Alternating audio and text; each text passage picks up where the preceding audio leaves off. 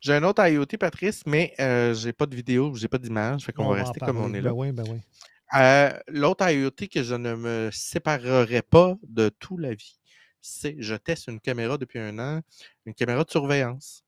Donc, qui est accessible sur mes téléviseurs partout. Je peux, je l'appelle et je peux avoir la caméra. Et cette caméra-là enregistre 24 heures sur 24, 7 jours sur 7. Elle détecte est-ce qu'une personne dans l'image, un véhicule ou un animal. Elle me fait des notifications pour me dire, ben, il y a quelqu'un qui est à la porte, ces choses-là. Je peux parler à travers mon application. Donc, il y a un microphone avec un speaker dehors.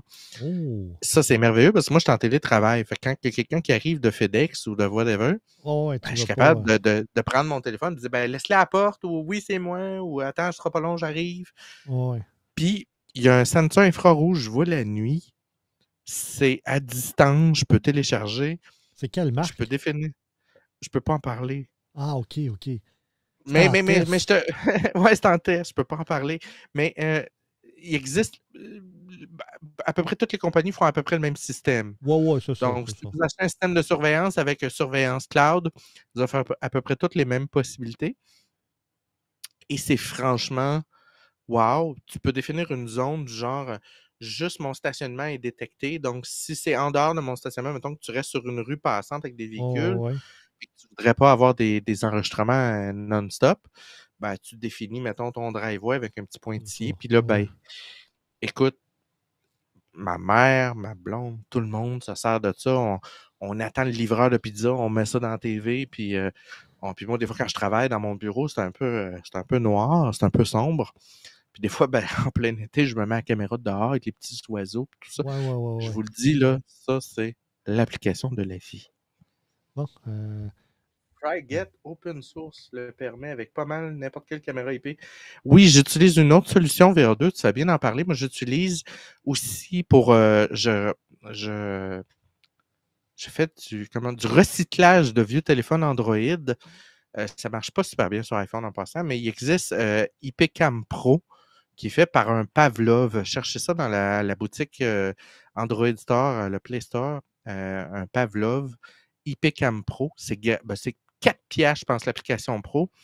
Et vous prenez le contrôle de votre téléphone. Moi, je l'ai installé dans une vitre du côté de la maison. Et là, je peux installer tous les détecteurs dans mon téléphone sont disponibles. Donc, à distance, je peux écouter.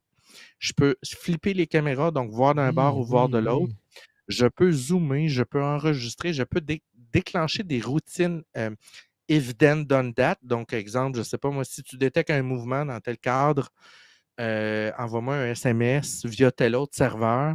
Et toute cette solution-là est entièrement gratuite. Donc, si vous avez des téléphones Android à la maison qui ne servent plus, qui sont outdated, mais qui ont encore une caméra hyper fonctionnelle, ben, pour 4 vous installez l'application, vous avez un système de surveillance super facile à installer. Il suffit de rajouter les redirections dans votre routeur, puis vous avez accès à distance de n'importe où à vos caméras. C'est vraiment Vraiment ça cool. coche. Ça, étant dit, j'ai un bémol à ce genre de solution-là. Pas nécessairement la tienne, mais il faut faire attention. Surveillance en général. Ouais, c'est ça. Ou d'IoT, là. On parle d'IoT. J'ai quelqu'un dans ma famille plus ou moins éloigné, là, proche éloigné, qui s'est installé un paquet de lumières qu'il pouvait contrôler là, via une application open source avec son serveur. Et à un moment donné, le serveur ne fonctionnait plus. Et je pense que l'application non plus n'était plus supportée. C'était de l'open source, mais il y avait un problème. Et toutes ces lumières, tout son investissement est tombé à l'eau. Tu fais bien d'en parler, Patrice. Fait qu'il faut faire attention à l'écosystème. C'est pas parce que oui, des fois c'est gratuit, oui, des fois c'est ci ou c'est ça qu'au bout de. Tu sais, lui, là, il est obligé de tout changer ses lumières, puis c'était pas des lumières pas chères, là. On parle de lumières intelligentes. Et c'est un des immenses défauts de l'Internet des objets à l'ère actuelle, c'est l'interopérabilité. Ouais. Et quand je dis interopérabilité, c'est tu veux t'acheter, comme toi, des détecteurs pour la température, la climatisation, tu vas pour Ecobee. Et là, tu décides d'aller dans une solution de LED, de contrôle d'éclairage. Et là, tu dis, OK, ben là, Ecobee ne le fait pas. Là, tu es obligé d'opter pour une autre solution qui va avoir son autre application. Ils ne seront pas centralisés au même endroit. Certaines vont intégrer Google, certaines vont intégrer Alexa, certaines vont être compatibles Home pour Apple, mais dans certains cas, l'intégration n'est pas super bonne parce qu'après quelques semaines, Home ne les détecte plus. Donc, c'est pas simple. Je sais pas, toi, comment tu navigues là-dedans. Parce que là, moi, je suis en train de me convertir à Apple à côté à grandeur. Puis souvent, c'est souvent le téléphone qui va définir un peu le système qui vient ou comment en tu fais pour partie. choisir? Bien, c'est sûr que, je prends jamais une décision, impulsive. Tu sais. Avant, je fais mes recherches, j'essaie de comprendre. Et l'écosystème, je pense que prend le dessus, mais il faut tout le temps déterminer ce qu'on a besoin comme technologie ou appareil ou bidule. Jusqu'à quel point c'est nécessaire. Tu sais, si ça brise ou c'est plus compatible, est-ce que je suis prêt à le remplacer ou non? Si je pourrais investir, ben je vais mettre la barre bien plus haute sur la stabilité puis ce qu'on appelle la pérennité de la solution. C'est-à-dire que la solution va pouvoir évoluer, être supportée pendant un temps quand même assez long. Je ne veux pas devoir changer au bout de 2, 3 ou 4 ans. Donc, c'est pas facile, mais c'est sûr qu'il y a des écosystèmes. Tu sais, les écosystèmes open source, ça a plein d'avantages. Mais le gros des avantages, c'est que le jour où c'est plus interopérable, ben, tough luck, là, tu sais, arrange-toi puis trouve une solution ou reviens à ton ancienne solution qui était juste de dire, ben, je vais l'enlever puis je vais remettre ce que j'avais avant ou je vais racheter d'autres choses. Donc, c'est pas facile. Il n'y a pas de solution miracle là-dessus. Puis je dis pas qu'un est Non, meilleur que l'autre, là. non, puis tu sais, Apple est en train de faire, Apple, Google sont en train de faire des démarches avec le Matter, t'en as entendu parler, là, qui est comme Ouais. l'espèce de nouvelle norme pour gérer l'Internet des objets qui est en train d'être implanté via Apple, via tout ça, qui est compatible Matter, qui est Ouais. la nouvelle façon. Puis l'autre défi aussi que j'ai, Patrice, tu sais, on en a parlé v'là 2 semaines, je pense, quand on parlait des solutions de communication Zigbee, Ouais. Wi-Fi, Wave, ces choses-là. Souvent, dans l'Internet des objets, on va avoir, surtout dans le domaine de l'éclairage, on va avoir des solutions peu coûteuses, mais qui marchent en Wi-Fi, donc une très excellente portée. Mais là, tu te retrouves rapidement, si c'est une maison, puis que tu décides de remplacer toutes tes pièces avec tout de l'éclairage sans fil, tu te retrouves avec 80 lumières dans ton routeur qui, là, il commence à avoir de la difficulté à gérer. Et là, ça devient compliqué parce que là, il y en a qui tombent offline, ces choses-là. Puis là, rapidement, t'es comme poussé vers l'obligation d'acheter un pont Ouais. qui, lui, va marcher en Zigbee, qui ne te limite pas en termes de nombre d'appareils. Mais là, à partir du moment où tu adoptes un pont, là, tu tombes dans un écosystème solide. Là, tu Ouais. choisis D-Link, tu choisis Nest, tu choisis Philips Hue. Puis là, tu es comme pris dans cet écosystème-là. Puis souvent, ben là, tu as fait comme shit. J'ai acheté ce pont-là. Fait que là, t'as aussi bien d'acheter lumière. Fait que ça devient vite chérant, je trouve. Puis tu amènes un bon point, tu sais, les routeurs, là. La majorité des routeurs qui se vendent pour les consommateurs ou que l'on a via des câbles Les distributeurs ou des fournisseurs. compagnies d'Internet, c'est pas fait pour gérer bien plus que 25 ou 30 appareils, là. C'est à peu près la moyenne. Quand on tombe dans du 50 à 100, on tombe dans de la petite entreprise. Puis c'est plus le même prix, là. Le routeur n'est plus le même prix. Non, puis les gens ne comprennent pas ça. Non, c'est ça. Fait que c'est un peu comme. Puis moi, l'analogie que j'utilise souvent avec mes clients, parce que moi, je travaille plus avec des petites entreprises, c'est de leur dire, regardez, là, c'est un restaurant, tu as besoin d'avoir un lavabo pour laver ta vaisselle, puis tout ça. Tu vas-tu t'acheter une grosse structure en stainless avec le gun, puis tout, ou tu vas y aller avec, oh, je vais aller chez Home Depot, chez Rona, je vais m'acheter un petit Un affaire petit en lavabo de plastique. comptoir. Ben oui, c'est pas la même chose, là. On est dans deux games différents. Même chose au niveau des voitures, tu sais, je fais du transport, je vais aller m'acheter une petite caravane usagée ou je suis obligé d'aller dans du Un camion. transit. Ben oui, c'est ça, là.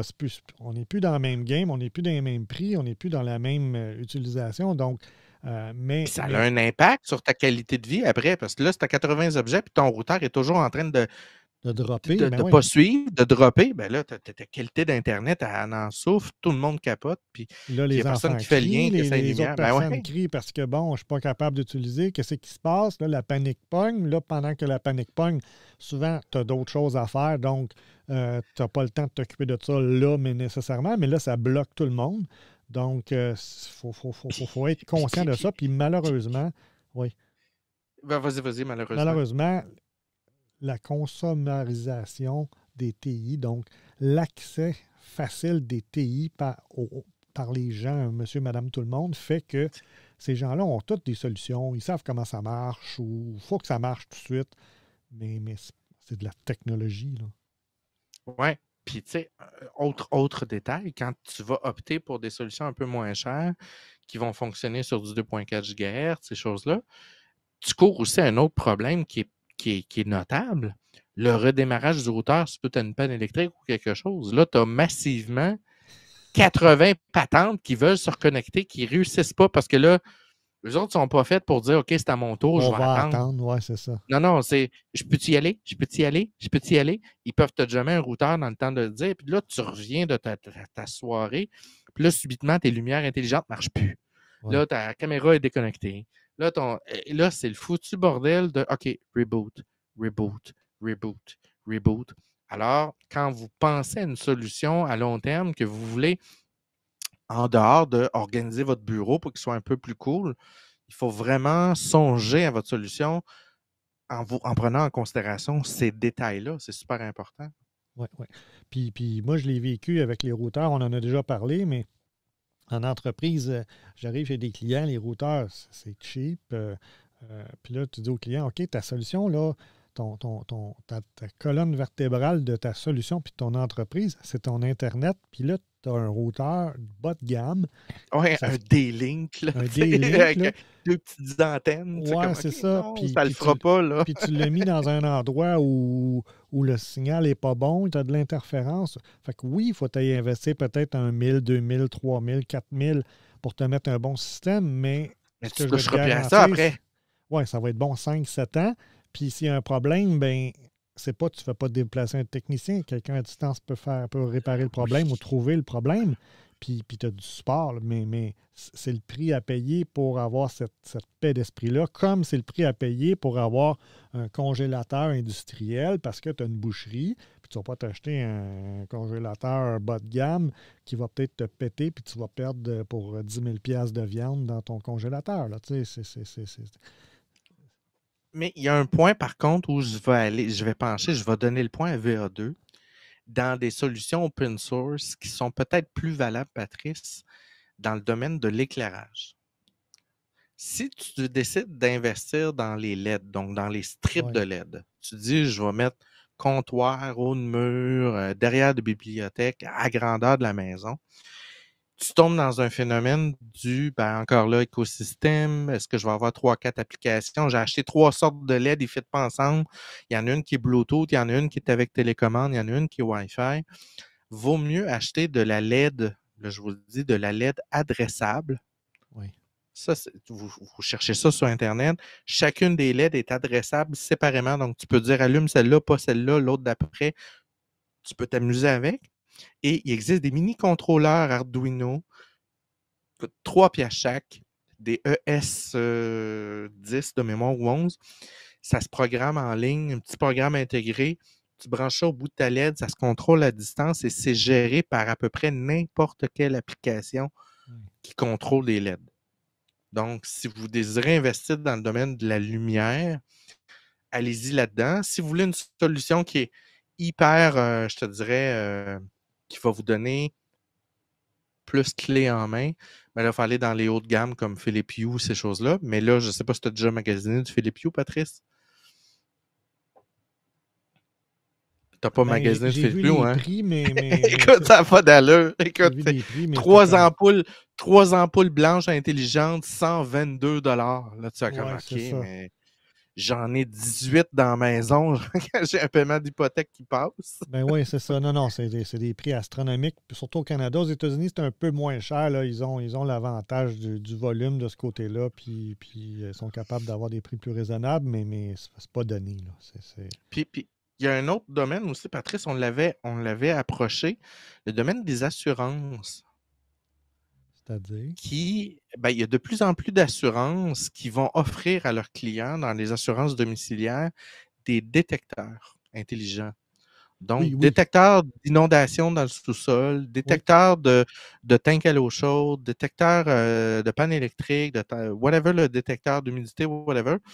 Et l'assurance va te dire, ben, regarde, t'as le prix numéro un, si tu n'as pas les détecteurs, c'est, je sais pas moi, 150 par mois. Puis si tu prends mon kit intelligent avec les détecteurs, ben, ton assurance va te coûter 92. Par contre, tu vas avoir l'esprit tranquille, puis je te vends une solution, blablabla. Oui, oui. Puis ça, honnêtement, je commence à y songer, à avoir ce genre d'affaires-là, tu sais, de pouvoir être averti que moi, j'ai une sonde pompe, donc qu'elle démarre ou tu sais, qu'il y a une problématique, tu es parti de chez vous pendant une fin de semaine, puis là, la sonde pompe n'arrête plus pendant une demi-heure. Il me semble que c'est intéressant de savoir ce genre de données-là. Ouais. Mais tu sais que dans les immeubles à condos maintenant, là, ils obligent les propriétaires à avoir des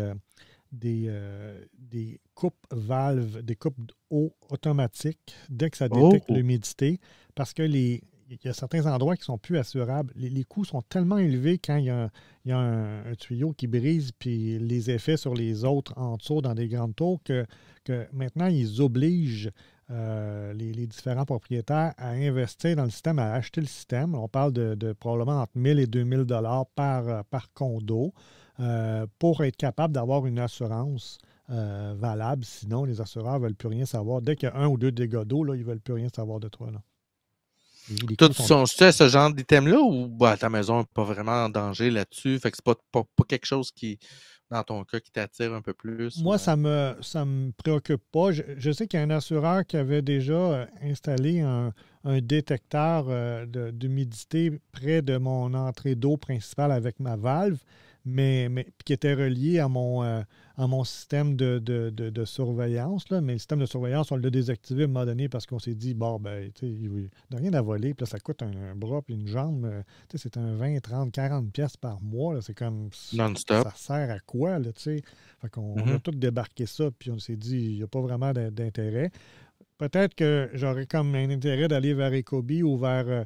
Il y a aussi Meraki. Moi, dans mon cas, c'est parce que je suis Ouais, tu es partenaire vendeur de Meraki. Meraki. Là. Fait que je Ouais. l'ai moins cher, donc je pourrais mettre un détecteur à certains endroits par sécurité, mais j'ai pas vraiment de grosses valeurs dans la maison qui va faire que si quelqu'un veut te défoncer, là, bon, oui, peut-être qu'il y a des choses qui seraient à voler, mais je vois Ben, pas moi, d'après moi, l'intérêt. tu as un studio, là, je dis ça comme ça, là, une coupe Ouais, c'est d'affaires ça. de Sauf Mac, que, tu sais, il tout, est au là. sous-sol. Il y a une coupe Ouais. il y a une coupe de 1000 piastres là, je dis Ouais, ça c'est de ça. même. Mais tu sais, c'est une job sortir ça de là. Tu sais, c'est quand ils veulent partir avec une TV, c'est autre chose, mais rendu là, les TV coûtent tellement moins cher. Là. VR2 dit qu'il y a un détecteur près du chauffe-eau et une valve motorisée sur l'entrée d'eau. Ça marche super bien quand la blonde échappe le bol d'eau de chien à terre. Ah, Ouais, c'est c'est bien, ça. ça. C'est sûr, ça. Tant que les pompiers ne se pointent pas en Pour avant de la rien, là. maison. Ouais, moi, c'est déjà arrivé. Qu'est-ce qui est arrivé?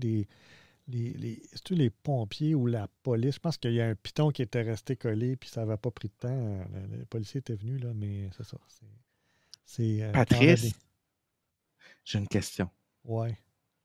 Si tu avais à imaginer le futur de l'Internet des objets pour ton toit, là, tu sais, dans un monde de licorne totale et complète, tu as de l'argent, tu es millionnaire, tu sais plus où en mettre, ça serait quoi ta maison Internet des objets que tu sais, moi, c'est ça que je fais, j'ai les moyens, go. Ben, je dirais pas non, peut-être à des stores automatiques. Là, on tombe dans la domotique, là. Mhm. Ça, je dirais pas non parce que c'est sûr que tu sais, pour les coûts d'énergie, surtout avec le soleil, si tu peux même les programmer pour qu'ils descendent et qu'ils montent selon le fait que c'est ensoleillé, qu'il fait chaud dehors pour Ça, réduire mes j'adore. coûts de climatisation. Donc, puis inversement, mes coûts de chauffage d'ensoleillé pour réchauffer pendant qu'il fait froid. Donc, ça pourrait être intéressant comme alternative. les lumières, c'est pas quelque chose qui m'attire vraiment. Là, moi, de savoir que la lumière va se fermer tout seul parce que je m'en vais d'une pièce, moi je la ferme, puis c'est tout, je suis habitué. Bon, c'est sûr qu'il y a des lumières dehors, mais ça, tu peux avoir des détecteurs de luminosité qui font que ça se ferme ou ça se rouvre. Fait que rendu là, c'est plus vraiment, tu as vraiment besoin de la domotique. Arrosage automatique en fonction de la météo. Non, mais Il y a moi, des j'ai pas systèmes de. qui se vendent de plus en plus. Ouais, moi, j'ai pas de gicleur sur le terrain, puis en fait, tu sais, on paye notre eau, moi, dans mon cas. J'ai un compteur d'eau, OK, ouais. puis bon, j'ai des voisins qui ne jurent que par leur gicleur, là, mais moi, je ne jure pas que par mon terrain. Fait que c'est comme non, là. Je trouve ça, c'est écologiquement parlant, je suis pas, ça m'attire pas, là, comme solution pour l'eau. Y a-t-il d'autres choses? Mais c'est sûr que les caméras Ah, moi, j'en aurais partout. détecteurs de mouvement, ouais, ça, c'est sûr. Le centre de contrôle de la NASA dans le sous-sol. Ouais. Mais moi, c'est pas tant pour savoir ce qui se passe dans la maison, malgré que, tu sais, quand tu as des jeunes enfants, là, c'est important. Mais moi, les enfants sont partis. Fait que c'est plus vraiment nécessaire. Mais si tu loues un endroit comme un chalet, là, ça devient nécessaire pour savoir ce qui se passe à distance.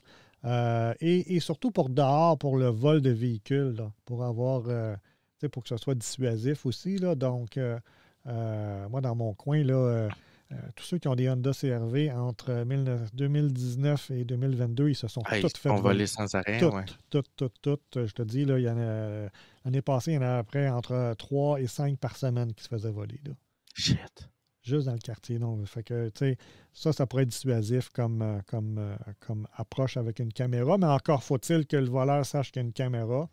Donc, il y a ça aussi. Il faut que ça soit avisé et puis visible. Oui, c'est ça. Parce que sinon, bon, mais pour le vol, ben, tu as un détecteur par satellite dessus. Bon, moi, dans mon cas, je l'ai fait installer, puis je pense qu'ils savent qu'il est là avec l'étiquette. Fait que ils ne viennent pas voler parce qu'ils savent qu'on va retrouver rapidement le véhicule. Là. Donc, ça m'est déjà arrivé il y a longtemps. J'avais le système Boomerang dans le temps, là.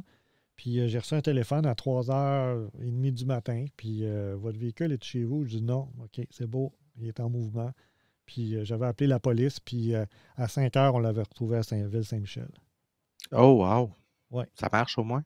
Ça avait marché.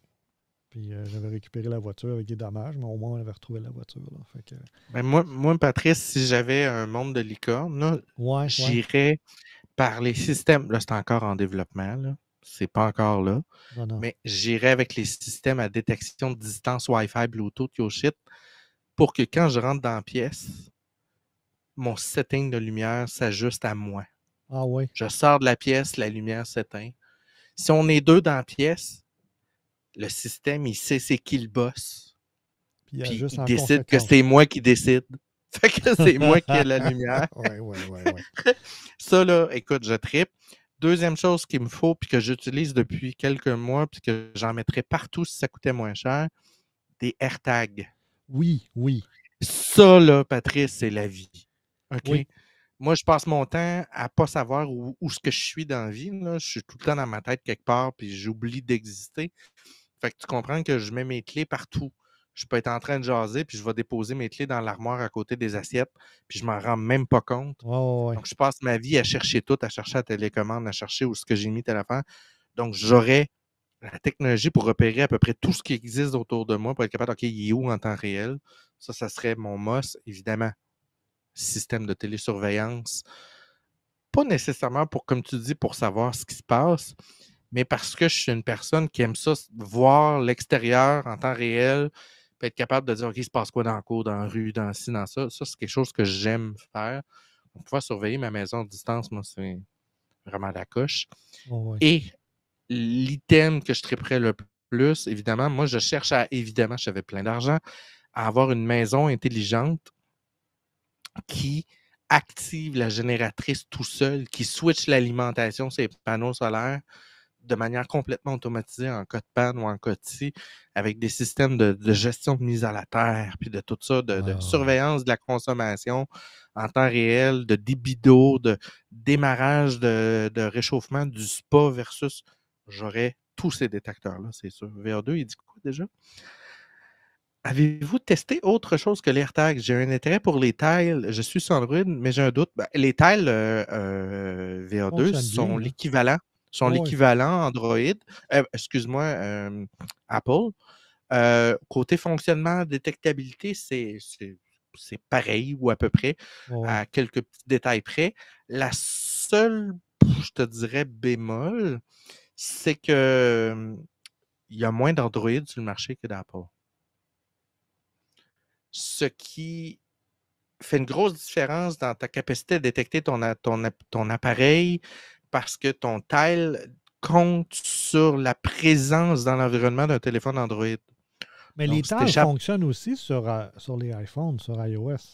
T'es sûr? Ah, tu m'apprends de quoi, Je Patrice? Je pense savais que pas. oui, parce que moi, j'avais regardé d'utiliser ça pour. D'après moi, c'est compatible iOS et Android. Ah, ben dans ce cas-là, si tu utilises iOS et Android en même temps, tu n'as pas de problème. C'est encore mieux que À moins que AirTag je parce me que là, tu go, utilises mais 100%. de mémoire. Mais on va aller voir tout de suite On le va checker tile. live. Tile, iOS, Enter. Does tile work? The tile. Ah ouais, ça marche. Ça marche sur les deux, hein, c'est ça. Ah ouais, Colin, tu m'apprends de quoi? Ben oui, ben VR2, c'est winner. Achète-toi une tile, c'est super bien fonctionnel, super utile. Là, est-ce que il y a le petit speaker dedans qui fait bip bip bip bip quand tu le cherches? Ça, j'ai pas cherché plus qu'il faut, là. Non, non, c'est ça. Fait Mais que va voir les revues de ceux qui l'ont testé parce que le produit existe depuis longtemps. Là, ça fait au moins 4 ans, au moins, c'est pas ouais. 5 ans que les TAL existent. Là. Donc, c'est ça, il y aurait un modèle un speaker selon les modèles. Il va Mais ajouter le ça. modèle speaker, prends-le en VR2, c'est hyper utile là, quand tu cherches quelque chose, parce que le système de détection Bluetooth a ses limites. Là. Quand tu as ton téléphone puis que tu es à moins d'un mètre, sa précision est perdue. Donc là, puis là, ça a l'air con, mais moins d'un mètre dans un buisson, tu peux chercher un bout. Là. Fait que si tu as un Ouais, petit c'est ça. bruit, c'est un petit bruit qui t'annonce qu'il est là, ça va t'aider. C'est sûr que si c'est des choses comme une télécommande ou quelque chose dans la maison que c'est moins important que tu cherches, ça n'a peut-être pas autant d'importance, mais si c'est des clés ou des objets de valeur, le modèle avec le haut-parleur est vraiment, c'est pas un luxe. Là. Bon, moi, les AirTags, vois-tu, je pensais en acheter, mais je n'ai pas vraiment de besoin. Si je recommence à voyager, là, ça pourrait être intéressant pour les valises avec tout ce qui s'est passé dans les derniers mois. Là, donc, d'avoir ça dans Mhm. les valises. Sinon, je ne suis pas quelqu'un qui oublie beaucoup ces choses. Fait que j'ai pas vraiment de besoin là, de ce côté-là. Là, parce qu'on Puis il y a parle des pas. petits, il y a des petits puffins qui modifient les AirTags parce que tu sais qu'Apple a fait que si ton AirTag se retrouve dans le pack-sac de quelqu'un, après un certain temps d'être déconnecté du téléphone propriétaire, il va y mettre un bip bip bip bip pour te dire que il y a quelque chose dans ton sac puis il y a quelqu'un Ouais, qui ouais. te suit. Et il y a des gens qui font tout simplement ouvrir le AirTag, le déploter, débrancher le speaker, remonter la batterie. Fait que là, le speaker ne marche plus et ton AirTag est toujours fonctionnel. Oh. Ouais, C'est c'est une ça. manipulation qui prend 3 minutes puis qui rend le Apple capote un peu parce que là, ça se partage partout sur les TikTok. Puis, évidemment, tu peux suivre quelqu'un dans sa voiture, ces choses-là, à partir du moment où tu es dans une région où il y a un autre iPhone. Moi, une utilisation que je trouve bien, c'est pour suivre les outils et autres équipements spécialisés que j'ai en main et que je prête de temps à autre. Ouais, ça, c'est sûr. Effectivement. Ouais. Effectivement, si le voisin dit ou l'ami ou le chose dit hey, je Prête-moi l'ai donc ça. prêté, Ben ben ouais. tu vas le voir qu'il est encore chez eux. Là. Oh, ouais, c'est ça, oui. Tu vas être sûr de revoir tes affaires. C'est sûr qu'il faut que ça ait une certaine valeur pour pouvoir mettre ça dessus, là, à moins d'en avoir quelques-uns de spare puis tu les utilises en fonction des situations. Ça peut être ça aussi. Là, Ouais, pour... puis la pile n'est pas éternelle. Il faut Non, changer c'est la ça. pile aux 6 mois à peu près. Là. Ouais, c'est ça. Fait qu'il faut y penser. Les tailles sont un petit peu plus gros que les AirTags, donc sont peut-être un peu plus difficiles à cacher. Ouais, Là, je ne sais pas à quel point tu veux l'intégrer dans ton équipement, ça dépend. c'est ça. Faudrait que tu en commandes quelques-uns, tu les testes, puis ou tes achètes usagés si tu es capable d'en avoir sur Marketplace ou Kijiji. Là, peut-être que Mhm. ça peut être une solution, au moins pour les tester. Puis là, s'il y a de l'intérêt à ce moment-là, tu peux en acheter un peu plus pour tes besoins, là, enfin, avec les fonctions que tu recherches. Là. Tile Des offre un forfait pas cher qui inclut le remplacement des batteries aux années. Oh, Colin. Probablement qui t'es ship, c'est ça automatiquement. C'est ça. Wow. des revenus récurrents, de même, ils n'ont pas le choix là, s'ils veulent s'assurer d'avoir une pérennité de leur solution puis que les gens ne commencent pas à aller vers d'autres solutions. Donc, s'ils sont captifs dans ton environnement, il faut que tu les alimentes pour t'assurer qu'ils vont rester là puis qu'ils vont être satisfaits puis qu'ils vont pouvoir évoluer avec la solution. C'est clair que c'est la voie à suivre de ce côté-là. Puis VA2, si tu es moindrement un peu patenteux, ce que je présume que tu es, étant donné que tu t'appelles VA2, donc tu n'es pas trop perdu côté technologie, tu peux très, très, très bien te faire un mini-module LoRaWAN avec une pile qui va te durer 2 ans. Le module va être tout petit. Tu vas mettre ça dans quelque chose, whatever, puis tu vas avoir un contrôle jusqu'à 10 km, 2 km sur ton appareil. Puis tu vas pouvoir le repérer en temps réel. Puis comme il y a un module Bluetooth dans l'appareil LoRaWAN, tu vas pouvoir switcher en Bluetooth en arrivant proche pour être capable de le détecter. Puis là, tu vas avoir un objet qui va fonctionner en dehors du besoin d'avoir un iPhone ou un équipement Apple Android dans les parages pour le repérer. Il va fonctionner en tout temps. Ça, c'est sa coche quand tu es proche de l'équipement. Puis si cet appareil-là est connecté au réseau Internet cellulaire, parce que tu peux aussi acheter un petit module SIM card que tu rajoutes dessus.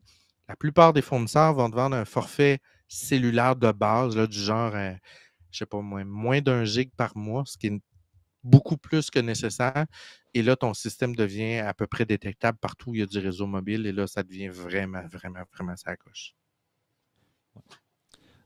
Donc, ça fait pas mal le tour de notre diffusion cette semaine. J'espère que vous avez apprécié. On est un peu plus léger, malgré que ça nous permet d'aborder des sujets plus personnels ou notre expérience. Là. Fait que je pense que ça peut être le fun de temps en temps. On voit que ça suscite la conversation. C'est ça qui est le but. Yes. Là, de pouvoir essayer des choses. Interagir un peu plus, j'ai trouvé ça cool. Oui, c'est vraiment le fun. Ça nous permet au lieu de tout le temps parler, d'être capable d'interagir. Donc, on apprécie beaucoup. C'est très, très apprécié.